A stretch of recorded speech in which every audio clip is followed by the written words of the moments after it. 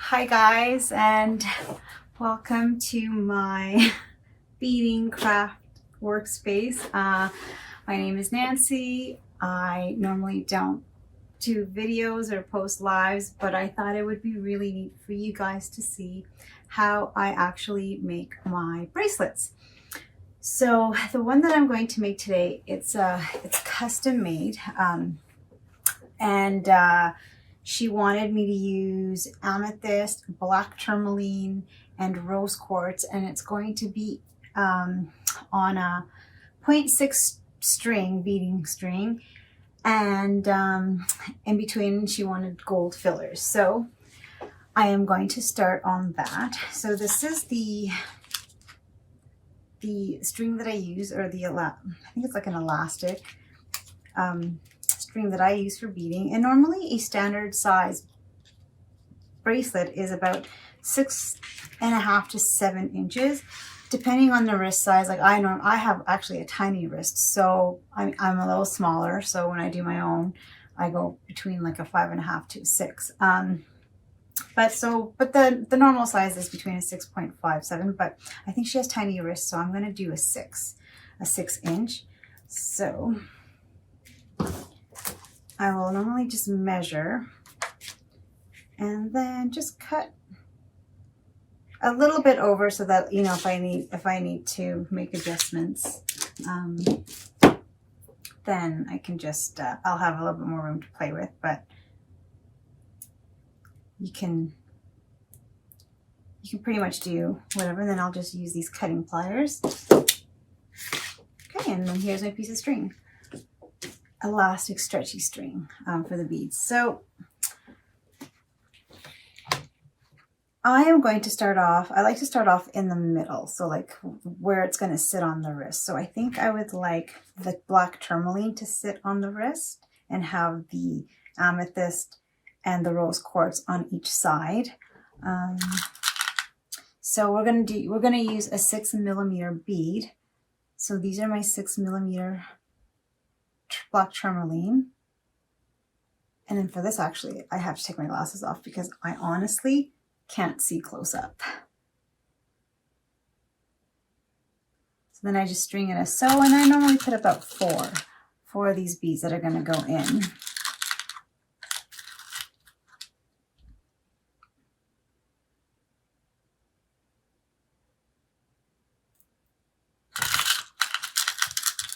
And it's quite the fun process. So basically, as I'm beading, I'd like to say thank you so much for supporting me and supporting Amoraea Collections. How it actually started. One sec, I'm just going to add, I think I'm going to add these little gold spacers, and these gold spacers are hematite, gold plated. So this is an actual gold spacer that I'm going to use to kind of separate the two on each end. Anyway, so back to what I was saying, how Amoraea Collections started, how it was created, was a few months ago. I actually hurt my lower back and I wasn't able to work. I wasn't able to do my healing sessions, and I was bedridden for a good 2 months, I would say. And I became really, really frustrated. I mean, it's been a healing process. I've been doing a lot of energy work aside from the physio. And I became really frustrated because I'm used to being of service. Like I love being of service. And in my head, I was like, how am I going to help people? How am I going to, how am I going to get back to doing stuff for people? And then I'm not sure if like it was the energy, the type of energy that was flowing in, but for anybody that understands energy centers, my sacral, which houses creativity, it just started activating. And I had all these ideas. Well, you know what, why don't I start a spiritual jewelry and home decor line where I can still infuse energy frequency into the things that I make, and it's still going to benefit the person that's wearing it, right? So whether it's like a custom made bracelet or anything that has like a gemstone in it, and if you like, I could infuse healing energy, and even in with my home decor, you know. So I thought, great. And it just started from there. The ball started rolling from there. And I'm so thankful that I've been able to create something that is actually therapeutic for myself as well. Because as I was bedridden, coming up with all these ideas and making jewelry, and it really was a healing thing for myself as well, a healing journey. So, and I love it. It's so fun, and honestly, it's just so fun and relaxing. And because it's sparking your creativity, but it's also getting energy flow to move around as well.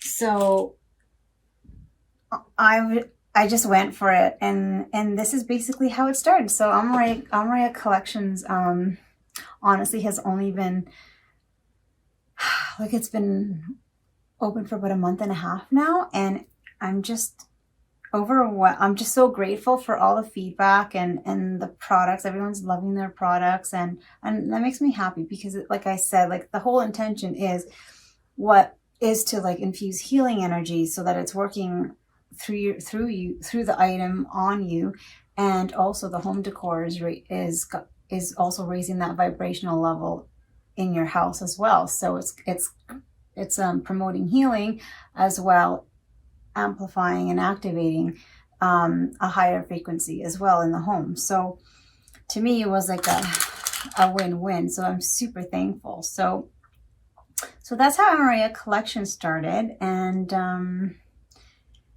who knows, like, I've learned so much in terms of like gemstones. Like, I've had a knowledge base, but I've learned a lot more. There's so many different types of gemstones. It's crazy. And learning about oils, because I'm actually going to be I haven't packaged it up yet, but I've made some like room sprays, so I'm going to be putting that up onto the site soon. And so, like, it's been a fun journey learning about new things and developing new skill sets as well, because I never thought that I would ever do something like this. But it's almost like a blessing in disguise, you know, as I've been off work, you know, doing something that's very creative but very therapeutic and healing. So in terms of this bracelet, she wanted a bracelet to help with releasing negative emotions and heart healing and protection. So rose quartz is a wonderful healing stone for the heart chakra, and to release negative emotions, to release, like, to deal with loss, to promote love, friendship, connections, and the amethyst is a wonderful master stone that just connects you to, you know, your spirituality, as well as it's a wonderful protection stone. And the black tourmaline just amplifies it as well. And the black tourmaline is great for repelling negativity, shielding, protection, and absorbing. And amethyst is also really good for any type of like addictions, stress relief. If you're super stressed, that's wonderful. Headaches, pain, inflammation. Like, I love to use amethyst because I used to suffer a lot from migraines, and amethyst for me was a wonderful stone that helped me with my migraines. Honestly, like, no joke. So now I'm just gonna keep measuring to see how far I'm at. Okay. And that's basically what I do. I just love to create different custom making jewelry is actually really fun, because then you get creative with the customer as well, and they get to tell you, okay, well, I want these stones for specific ailments. Like I like to make bracelets for like medical ailments, so like inflammation, pain, even like for anxiety, depression, arthritis, you name it. Like all these stones, their stones carry their own healing properties themselves, like organically. So putting the healing energy into it and activating it is just basically amplifying the stone with its healing properties on top of the quantum energy that's going into it as well. So like I can program a stone, put in a little bit of light language, and then program and then amplify its healing qualities, and it's amazing. Like it's super amazing once you start to feel into it. So yeah, so this is basically how I create bracelets. Normally I'm not talking, and I'm just quiet, or I'm listening to music and just enjoying the process. It's such a wonderful feeling. So right now, as you can see, I don't know if you can see, but I've got the black tourmaline, because she wanted a lot more protection into it. So I've got the black tourmaline, and then I've got the amethyst and the rose quartz, and now I'm adding some rose quartz and amethyst on each end again. And once I'm done, so once I've completed the bracelet, then I cleanse it and I program it. So I put in the healing energy afterwards. So I sit with it for quite a bit, and actually I'm just gonna make it opposite here. Yeah. Second here. So yeah, so after I cleanse it and then I package it up. So after that, nobody touches it, because it's specifically programmed for the wearer. So after it's been saged, I'm really careful to cleanse it, to package it, and then I don't touch it anymore. And then I'll do some write-ups on what each stone does, and then a package care on how to cleanse it and how to take care of it, depending if you're new to crystals or not. Most people have some sort of awareness, but some don't. So yeah, so it's really important to take care of your crystals, your gemstones. I like to put mine in the sunlight or in rice. You have to be careful, because there's some gemstones that you can't put into water. There's some that you can't put outside, or else it'll fade. There are some that you can't put under, like certain things. So you just have to be careful as to how you take care, the care for your gemstones. Yeah. So basically, this is pretty much how I make bracelets. So I custom make them for people, or I just come up with different designs and then I'll just post them onto the website. And depending on what they're looking for, they kind of gravitate towards them. For me, like right now, I'm really into shungite. Shungite's a black mineral stone, and I love it. It's so good, especially for now, like EMF, 5G, radiation. So yeah, shungite for me is one. So here we go. So I think it's looking about right for her. So I'm just going to measure it again. And sometimes like they slip and then I'll have to restart all over again. So this is about 8. So when I close it, it's about 3 inches. So opened, it's about 6.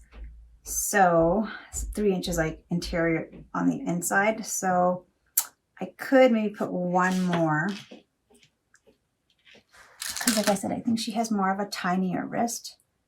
So we don't want to make it too big. It depends how you like to wear your bracelets too. I myself like them a little snugger, a little tighter, and some people like it a little looser. So depending, and so that's why it's custom make, and then we go back and forth to adjust. But the standard, if I get like an order like online, then the standard is like a 6.5 to 7-inch bracelet. So no, I think that's it. So if I just try it on, so let's see, it's perfect. So it's got a little bit more wiggle room, and I've got teeny tiny wrists, so I think for her it should be okay.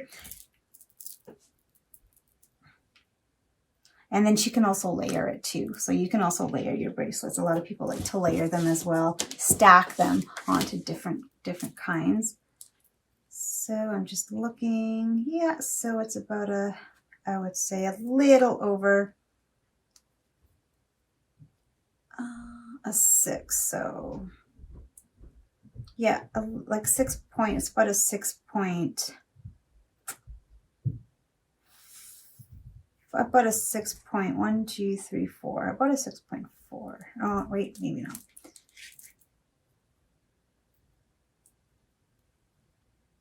Close to 6.1 or 2, which is perfect. So I'm going to stop there. And then after I'm done, then I add some people like to tie them in a knot, burn the plastic. I myself, I use a crimp first, and then I'll heat the rest of the plastic so that it's just more, I find it more secure that way. Just open up my clamps that way. So these little guys, and then because I've got gold spacers, I'm going to use a gold clamp. Oops. So they're teeny tiny, these guys. So like I don't even think you can see them, but it's like, it's that tiny of a clamp. As my camera focuses and doesn't focus. Okay, so now then I'm just going to thread the elastic through. I'm just grabbing it here. And this part is the part where sometimes it gets tough, because then it'll slip, and then I'll have to start all over again. So this is the part where it gets a little tricky, but it seems to be going smooth so far.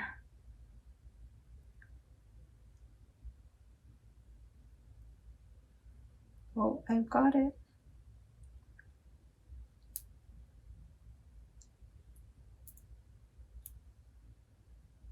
I think I've got it. Perfect. Yeah. There. And so then I just pull on the string so that it's tight. And then the clamp that's there, I'll take these pliers here, and then I'll just press down on the crimp, and it'll just flatten it, and it'll hold the bracelet tight. So I'm just going to get into here. I don't know if you guys can see what I'm doing, and then I just squeeze. And I squeeze both sides just to make sure. And there you go. Oh, 1 sec, sorry. I didn't squeeze tight enough. See, that's the part. That's the part that gets the tricky, is trying to get these crimps at a perfect tight. So, but thank God I didn't drop it, because then I would have had to start all over again. So let's try this again. Put through the thread.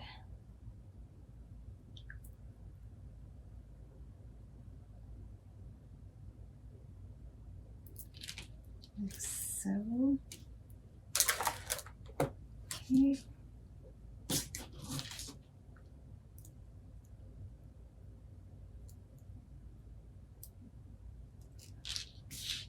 And squeeze hard. And I think I got it this time.